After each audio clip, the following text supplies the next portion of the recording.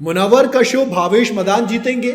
नहीं, मतलब मैं ये वाली बात इसलिए बोल रहा हूं क्योंकि देखो जो अपोजिट प्लेयर्स हैं, यानी कि जो प्लेयर्स बाहर निकल चुके हैं, जब मुनव्वर ने उनसे पूछा ना कि बताइए ये जो टॉप 6 आप देख रहे हो हमारे, इसमें से कौन आपको लगता है विनर बनेगा, तो एक एक करके सबने जिस खिलाड़ी का नाम लिया उस खिलाड़ी का नाम था भावेश मदान। वो भावेश मदान जो रॉयल्स में सबसे लंबे वक्त तक रहा, वो भावेश मदान जो टेबल के टॉप पर भी रहा, वो भावेश मदान जो जब टास्क करता है तो अपना 100% देता है, वो भावेश मदान जिसने इससे पहले प्लेग्राउंड्स में दम दिखाया था रजत दलाल की टीम की तरफ से।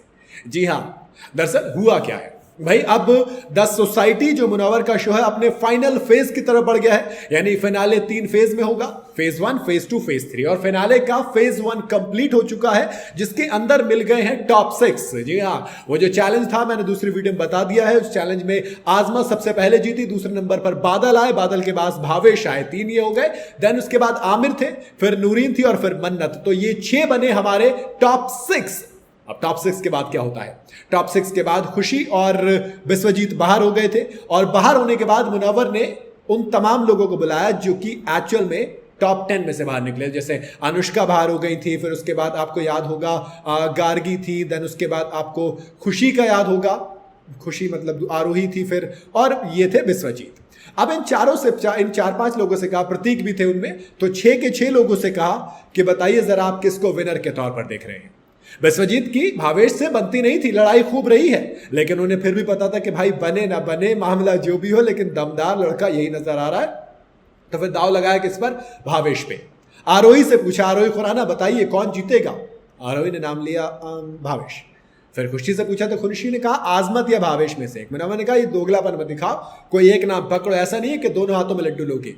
तो खुशी ने कहा कि देखो दिल तो चाहता है आजमा की तरफ बोलूं, बट भावेश लग रहा है, बट फिर भी आई वुड गो विद आजमा। उन्होंने आजमा का नाम लिया। ताज्जुब की बात यह कि आमिर, नूरीन, मन्नत, इनमें से किसी का नाम कोई नहीं ले रहा था। फिर उसके बाद गार्गी से पूछा गया भावेश, प्रतीक से पूछा गया भावेश यानी कि 6 के 6 बाहर हुए खिलाड़ियों को लगता है कि भावेश ही जीतेगा। अब ये थोड़ा सा असमंजस वाली स्थिति है क्योंकि टेबल के टॉप पर मन्नत है, मन्नत ने जिस तरीके से परफॉर्म किया है बाजीगर वही होगा, लेकिन ये भी तो है कि बाहर कौन निकलेगा। मान लो फिनाले 2 टास्क में अगर मन्नत बाहर हो जाती तो फिर तो वो गणित ही बदल गया। अब तो वो टेबल के टॉपर्स नहीं, रेगुलर्स में अब 2-2 खिलाड़ी बचे, 2 रैक्स, 2 रेगुलर और 2 रॉयल्स है, तो कैटेगरी के हिसाब से खाना मिलेगा, बाकी कुछ नहीं होने वाला। फिनाले का फेज 2 काफी ज्यादा इंटरेस्टिंग होने वाला है और ये पता लगेगा कि एक्चुअल में कौन बनेगा बाजीगर। जब अपोजिशन भी आप पर दाव लगाए समझिए कि आपने अपना गेम बहुत परफेक्ट खेला है, बट मैं ऑनेस्टली कहूं मुझे लगता है कि आमिर तो देखो नहीं जीतेंगे। आमिर ने जिस तरीके से टास्क किए वो एक भी टास्क उन्होंने ढंग से किया नहीं है।